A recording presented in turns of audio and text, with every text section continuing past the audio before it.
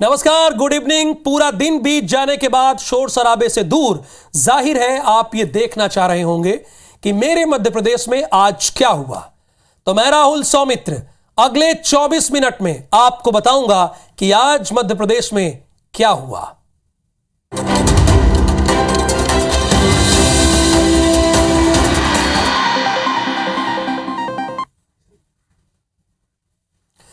महापौर के टिकट के लिए बीजेपी में उठापटक जारी है। आज सुबह केंद्रीय मंत्री ज्योतिरादित्य सिंधिया ने मुख्यमंत्री शिवराज सिंह चौहान से सीएम हाउस में मुलाकात की। इसके बाद बीजेपी ऑफिस में भी बैठकों का दौर चलता रहा। बीजेपी में निकाय चुनाव को लेकर उठापटक जारी है। भोपाल में पहले ज्योतिरादित्य सिंधिया और सीएम शिवराज सिंह चौहान की मुलाकात हुई, जिसके बाद दोनों बीजेपी दफ्तर में हुई बैठक में शामिल हुए। इस बैठक में वीडी शर्मा और संगठन महामंत्री हितानंद शर्मा भी शामिल हुए। 1.5 घंटे तक चली बैठक में महापौर उम्मीदवारों के नाम को लेकर जमकर मंथन हुआ। एक योग्यता का मल्टी डायमेंशनल लोग हैं, तो उनमें से कौन कार्यकर्ता प्रत्याशी हुए, तो संगठन का अपना प्रोसेस है, प्रोसेस पूरा हो जाएगा और तत्काल आपके सामने नाम आ जाएंगे। उधर बैठक के बीच उम्मीदवारों के शक्ति प्रदर्शन का दौर भी चलता रहा। विधायक कृष्णा गौर के समर्थक पार्षद और महापौर के लिए शक्ति प्रदर्शन करते नजर आए। हमारे क्षेत्र की लोकप्रिय लाडली विधायक श्रीमती कृष्णा गौर जी का सहयोग और आशीर्वाद हमें हमेशा प्राप्त होता रहा है। हर कार्य में उनकी भागीदारिता रही है। सबसे ज्यादा उलझन भोपाल और इंदौर सीट को लेकर है। इंदौर से मेयर पद के दावेदार रमेश मेंदोला ने बीजेपी प्रदेश अध्यक्ष वीडी शर्मा और प्रभारी मुरलीधर राव से भी मुलाकात की। तो निकाय चुनाव से पहले सांसद साध्वी प्रज्ञा का एक ट्वीट बगावती तेवर की ओर इशारा कर रहा है, जिसमें उन्होंने संभागीय चयन समिति में अपना नाम होने का जिक्र किया है।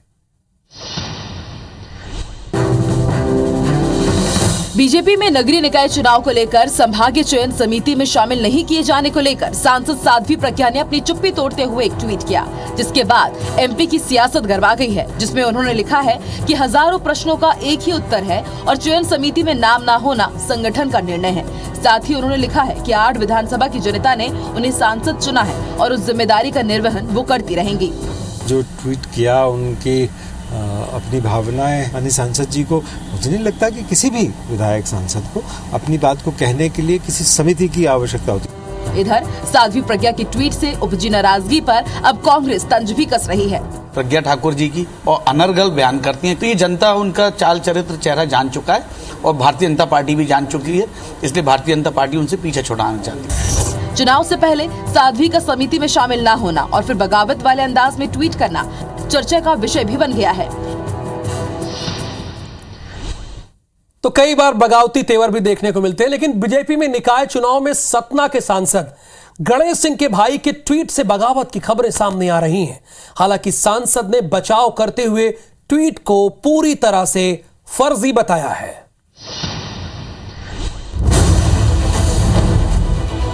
सतना सांसद गणेश सिंह के भाई उमेश सिंह का एक ट्वीट सोशल मीडिया पर जमकर वायरल हो रहा है, जिसमें उन्होंने लिखा कि उनकी व्यक्तिगत राजनीति को परिवारवाद की राजनीति मानकर बीजेपी उपेक्षा कर रही है, इसीलिए वो बहुजन समाज पार्टी से चुनाव लड़ेंगे।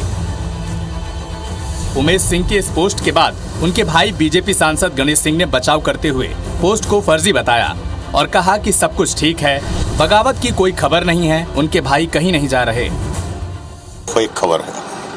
ट्वीट सर उनका सोशल मीडिया पर फेक खबर है, बता रहा। भारतीय जनता पार्टी में ही है वो। हाँ, बिल्कुल, क्यों नहीं रहेंगे। भारतीय जनता पार्टी क्या उनकी उम्मीदवारी पर विचार कर रही है? सब पर विचार कर रही है, सबका हक है टिकट मांगने का, सब पर पार्टी गंभीरता से विचार भी कर रही है। जो मजबूत होगा उसको टिकट मिलेगी। सांसद गणेश सिंह ने कहा कि बीजेपी सबकी उम्मीदवारी पर विचार कर रही है और सर्वसम्मति के साथ फैसला लिया जाएगा। तो जो मजबूत होगा टिकट उसी को मिलेगा। इधर मध्य प्रदेश में नगरीय निकाय और पंचायत चुनाव की सरगर्मी तेज है।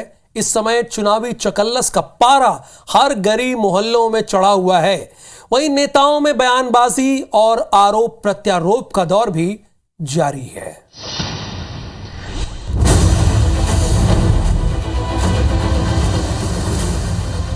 नगरीय निकाय और पंचायत चुनाव की हलचल के बीच नेता प्रतिपक्ष डॉक्टर गोविंद सिंह ने बड़ा आरोप लगाया है। गोविंद सिंह ने राज्य निर्वाचन आयोग को पत्र लिखकर कहा कि कि प्रत्याशियों से जमानत से ज्यादा राशि जमा करवाई जा रही है। 1 और 3,000 की जगह 25,000 रुपए लिए जा रहे हैं। नेता प्रतिपक्ष ने पत्र में लिखा कि भिंड और मुरैना कलेक्टर ने नगरीय निकाय चुनाव के उम्मीदवारों से निर्वाचन आयोग की गाइडलाइन के खिलाफ जमानत राशि 20 से 25,000 रुपए जमा कराने का तुगलकी फरमान जारी किया था, जिससे गरीब तबके के पार्षद उम्मीदवार अपना नामांकन जमा करने में असमर्थ रहे हैं। गोविंद सिंह ने राज्य निर्वाचन आयोग से मांग की है कि निर्धारित राशि से अतिरिक्त राशि जमा कराने पर तत्काल रोक लगाई जाए। गोविंद सिंह ने मांग की है कि आयोग की गाइडलाइन के मुताबिक जमानत राशि जमा करने के लिए दोनों जिलों के कलेक्टर्स को निर्देशित किया जाए।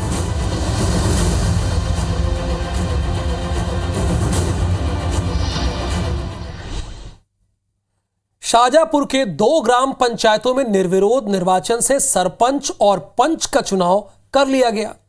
कहीं मंदिर में पर्ची निकालकर तो कहीं आपसी तालमेल से जनप्रतिनिधि चुन लिए गए। वहीं बड़वानी के ग्राम पंचायत बजट्टा में भी 16 महिला पंच समेत सरपंच का निर्विरोध चुन ली गई है। शाहजहांपुर के कुडाना और टांडा बोर्डी में निर्विरोध निर्वाचन का आदर्श उदाहरण सामने आया है। ग्राम पंचायत कुडाना में 6 उम्मीदवारों ने सरपंच पद के लिए नामांकन पत्र दाखिल किया था, लेकिन नाम वापसी के अंतिम दिन पूरे गांव ने फैसला किया कि नई बनी पंचायत में निर्विरोध सरपंच बनना चाहिए, जिसके बाद ग्रामीणों ने सरपंच पद के दावेदारों के साथ कृष्ण मंदिर में पर्ची निकाली और सीताबाई को अपना सर्वसम्मति से सरपंच घोषित किया। इधर बड़वानी के ग्राम पंचायत बजट्टा में भी 16 महिला पंच समेत महिला सरपंच का चुनाव निर्विरोध किया गया। गुलाना तहसील में पहला गाँव शायद है कि जो निर्विरोध सरपंच चुना गया। भगवान कृष्ण के मंदिर में जाने के बाद फिर सभी का एक मत हुआ कि गोलियां डालकर ही हम क्यों ना सरपंच चुन लिया जाए। तो वहीं शाहजहांपुर जनपद की टांडा बोर्डी ग्राम पंचायत में भी ग्रामीणों ने बिना किसी विरोध के आपसी सामंजस्य से तालमेल बैठाकर सरपंच और पंचों का चुनाव किया।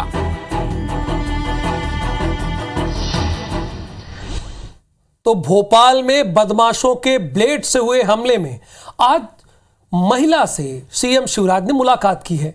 इधर भोपाल कमिश्नर को दोषियों पर सख्त कार्रवाई करने के निर्देश भी आज दे दिए गए हैं। भोपाल के टीटी नगर में महिला को ब्लेड मारकर गंभीर रूप से घायल करने वाले मामले में सीएम शिवराज सिंह चौहान बेहद गंभीर और सख्त नजर आए। घटना की गंभीरता को देखते हुए सीएम शिवराज सिंह चौहान ने भोपाल कमिश्नर गुलशन बामरा और पुलिस कमिश्नर मरकंद देउस्कर को सीएम हाउस में तलब कर अपराधियों पर सख्त कार्रवाई के निर्देश दिए। इस घटना से मेरा मन दुखी भी है। जिन अपराधियों ने ये पाप किया है उनको हम छोड़ेंगे नहीं किसी भी कीमत पर। वाले गलत कमेंट कर रहे थे, सीटियां मार रहे थे, तो हमारे मिसेस ने उसको चिल्ला चोट करी, थपाड़ा मारा। उतने बहुत लोग इकट्ठा हो गए, वो लोग भाग गए वहाँ से। फिर भक्त वो आए, उन्होंने ये मार दिया। इसके बाद सीएम शिवराज सिंह चौहान शिवाजी नगर स्थित महिला के निवास पहुंचे और महिला का हालचाल जाना। साथ ही पीड़िता को 1 लाख रुपए आर्थिक सहायता देने की भी घोषणा की। सीएम ने पीड़ित महिला के साहस की तारीफ भी की और महिला के बच्चों के सहयोग के लिए जिला कलेक्टर को आवश्यक निर्देश भी दिए हैं। नितिन गडकरी के चैलेंज को स्वीकार करते हुए उज्जैन के सांसद ने अपना वजन 15 किलोग्राम कर लिया है, जिसके बाद उन्होंने गडकरी से 15,000 करोड़ रुपए की मांग की है। अब आप सोच रहे हैं कि पूरा मामला है क्या, तो इसके लिए आपको हमारी रिपोर्ट देखनी होगी। उज्जैन से बीजेपी सांसद अनिल फिजोरिया इन दिनों अपनी फिटनेस पर काफी काम कर रहे हैं, और वो इसलिए क्योंकि विकास के लिए उन्हें पैसा चाहिए। दरअसल केंद्रीय मंत्री नितिन गडकरी ने उनसे कहा था कि 1 किलोग्राम वजन कम करने पर 1000 करोड़ रुपए का पैकेज मिलेगा, जो अनिल फिजोरिया अपने संसदीय क्षेत्र में विकास कार्यों पर खर्च कर सकते हैं। अब सांसद का दावा है कि उन्होंने 15 किलोग्राम वजन कम कर लिया है और वो 5000 करोड़ रुपए मांगने के हकदार हैं। 1 किलो वजन कम करने पे आपको 1000 करोड़ रुपया उज्जैन आलोट संसदीय क्षेत्र के विकास के लिए दूंगा। अब मैं माननीय गडकरी जी से आग्रह करूंगा कि मैंने इतना वेट रिड्यूस करा। सांसद का कहना है कि वो अपना वजन कम करना जारी रखेंगे, क्योंकि उनके लोकसभा क्षेत्र को विकास के लिए अधिक से अधिक राशि मिल सके। अब देखते हैं कि नितिन गडकरी सांसद अनिल फिजोरिया को उनकी मेहनत के लिए कितनी राशि देते हैं। बात तो बड़ी है। इधर उज्जैन में बाबा महाकाल की भस्म आरती में श्रद्धालुओं के लिए बिना पास के निःशुल्क दर्शन की व्यवस्था की गई है, जो 13 जून यानी कि कल से लागू हो जाएगी।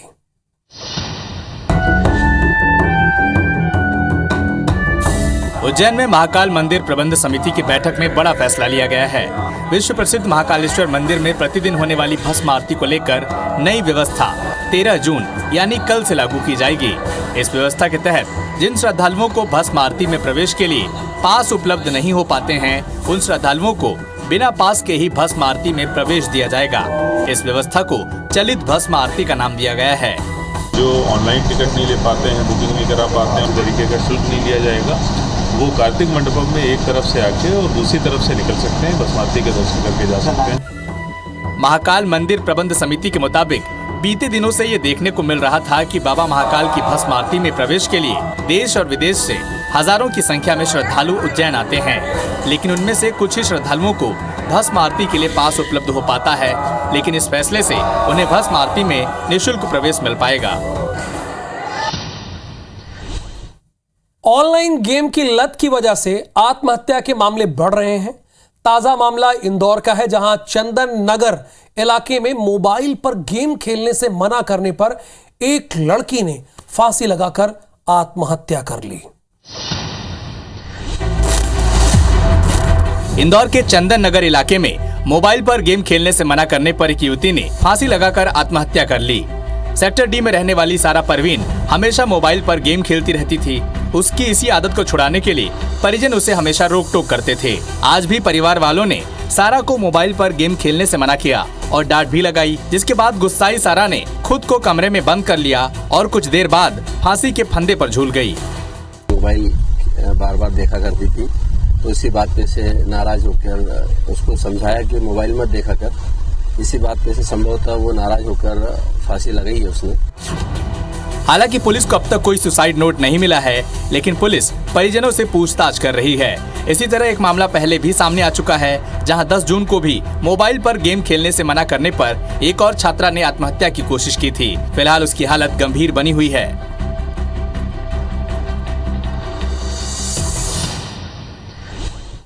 जबलपुर में नासूर बन चुकी अवैध कॉलोनियों में अपना बसेरा बनाने वाले परिवारों को बाकी सुविधाओं की तरह बिजली के स्थायी कनेक्शन की सुविधा से भी महरूम होना पड़ रहा है और अस्थायी बिजली कनेक्शन के नाम पर ज्यादा बिल चुकाने को भी ये सभी मजबूर हैं। यही इनकी बड़ी समस्या है।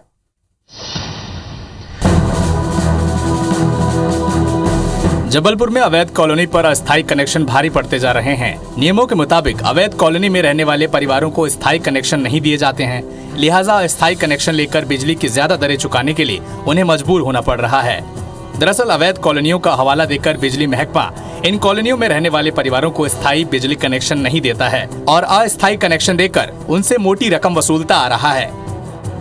विदाउट सैंक्शन कॉलोनीज़ हैं, जहाँ का किसी भी प्रकार का कोई नक्शा पास नहीं है या डेवलपमेंट्स नहीं हैं। 1.3% का अंतर आता है। अगर मान लीजिए बिल 1 रुपये का है, टैरिफ 1 रुपये का है, तो 1 रुपया 30 पैसा है।